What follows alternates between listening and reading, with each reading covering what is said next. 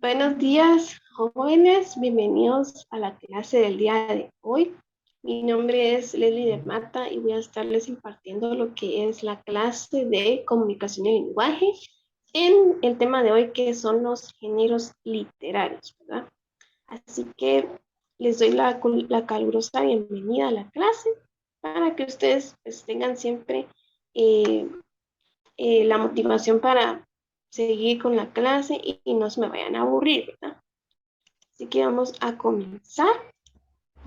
Bienvenidos, jóvenes. Espero que se encuentren bastante bien, ya que el día de hoy ya tenemos un día más caluroso, un día no tan frío como lo estábamos teniendo antes, ¿verdad?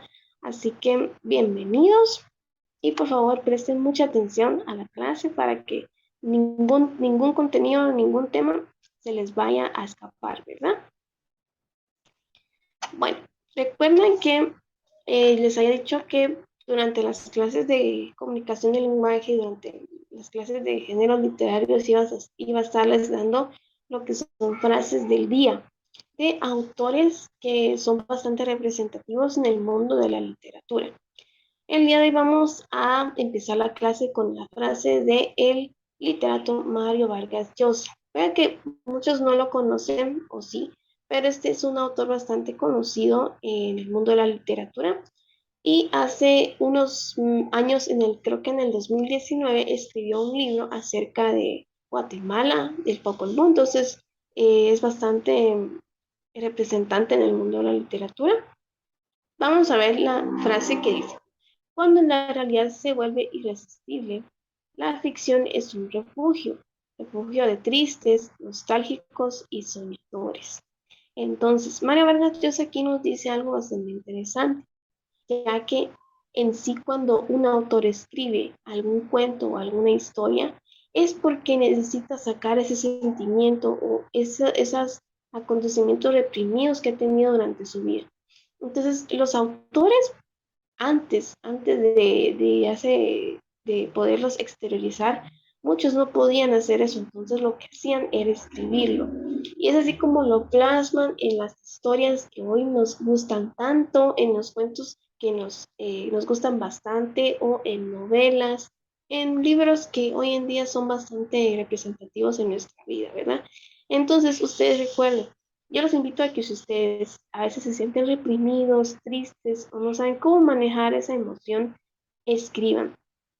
La escritura hoy en día es un arma bastante fuerte, bastante motivacional para ustedes. Así que si un día no se sienten bien, escriban, porque esa es la manera en la cual ustedes pueden exteriorizar lo que sienten, ¿verdad? Ahora vamos con los temas de hoy. Primero vamos a iniciar con el concepto de qué es literatura. Varias veces se ha intentado definir la literatura. Podría definirse, por ejemplo, como obra de imaginación, en el sentido de ficción, de escribir sobre algo que no es literalmente real. Entonces, hay que hacer bastante énfasis en este concepto, jóvenes, porque en sí la literatura siempre se ha destacado por ser algo imaginario. Si se dan cuenta en lo que son los cuentos y novelas, varios autores han imaginado ese mundo, lo han imaginado y sobre todo han dicho de que ese mundo ellos lo crearon desde su mente, a través de varios acontecimientos que vivieron ellos mismos, ¿verdad?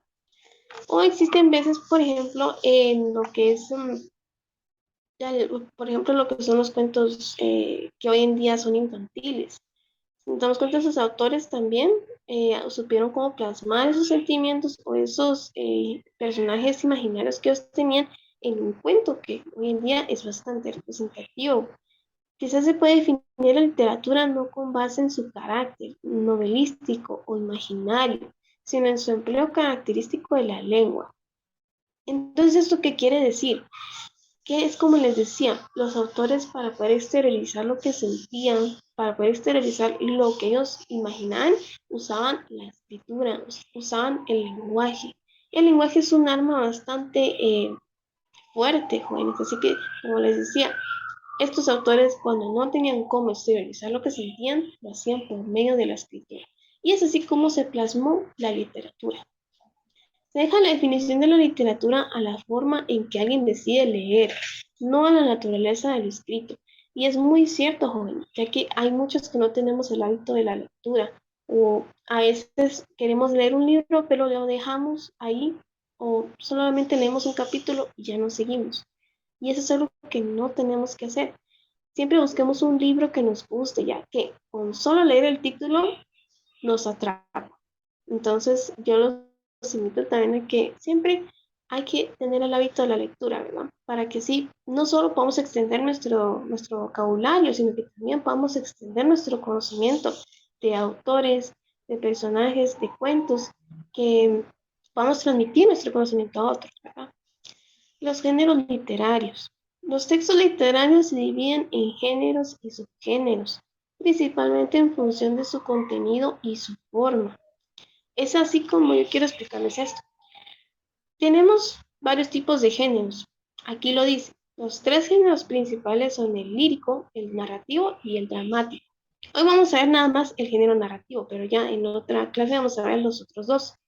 En sí, cada género tiene sus tipos de personajes, sus tiempos, su contexto, en sí varios elementos que son los que rigen y los que componen muy bien la narración. Y eso es algo que tenemos que ir anotando también, eh, porque cada género tiene sus componentes, ¿verdad? Como les dije anteriormente, vamos a ver el género narrativo. En una narración se presenta un mundo semejante al nuestro, constituido por personas que realizan acciones dentro de un espacio determinado.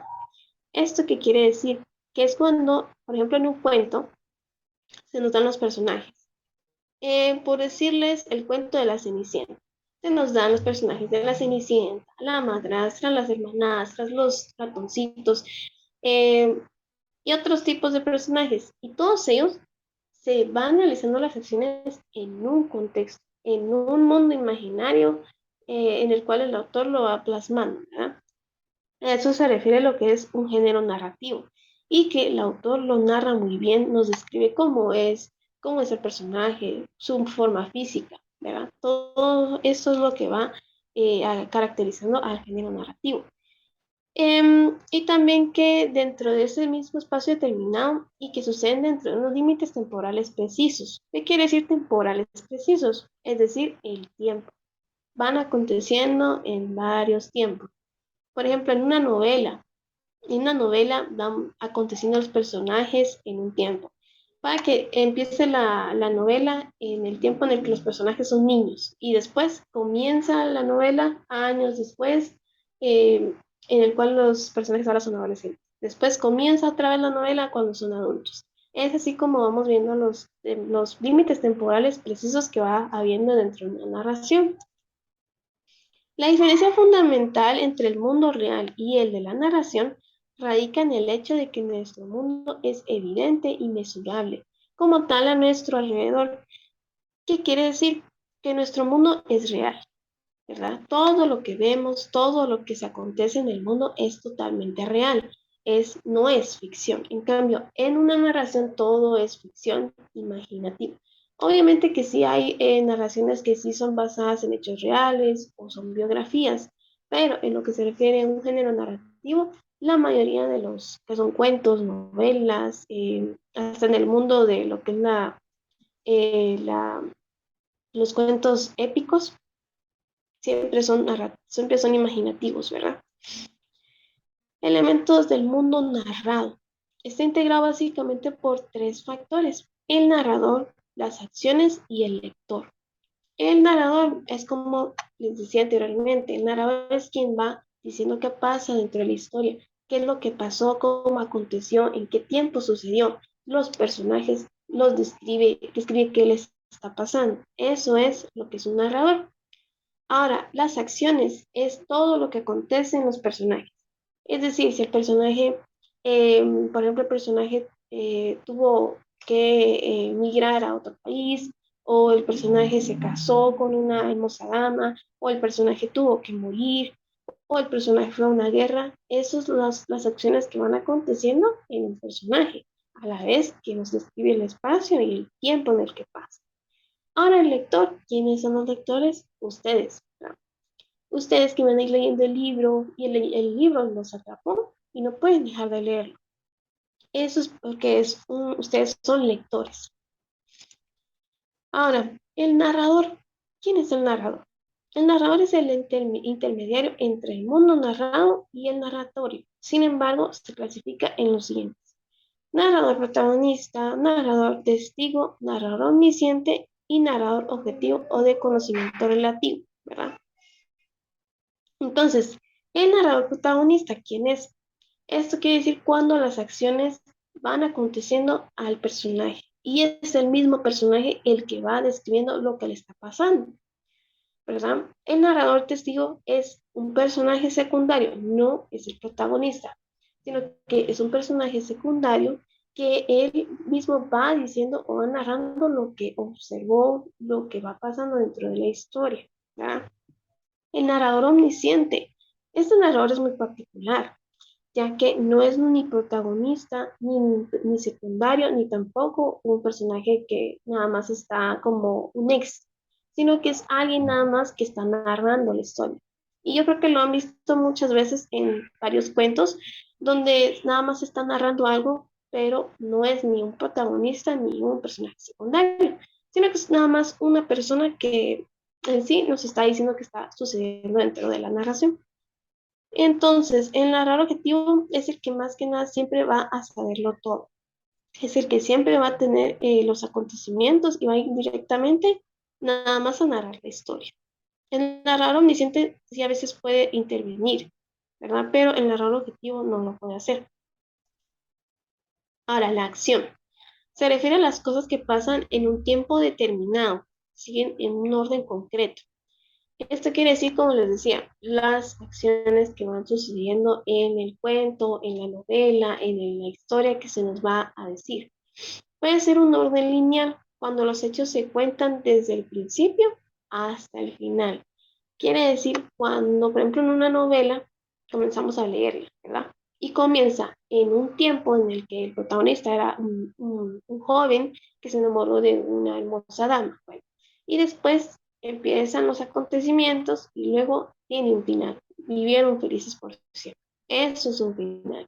Ahora, la mitad del relato se empieza en un momento y a partir de él se cuenta lo que pasó antes y lo que pasó después.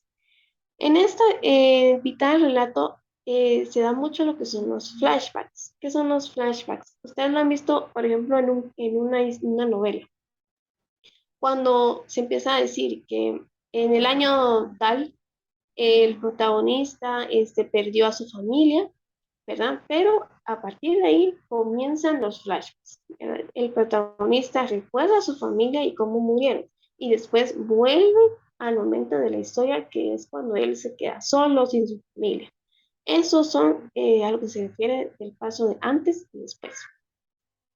Por el final, se empieza desde el final y a continuación se cuentan los hechos anteriores.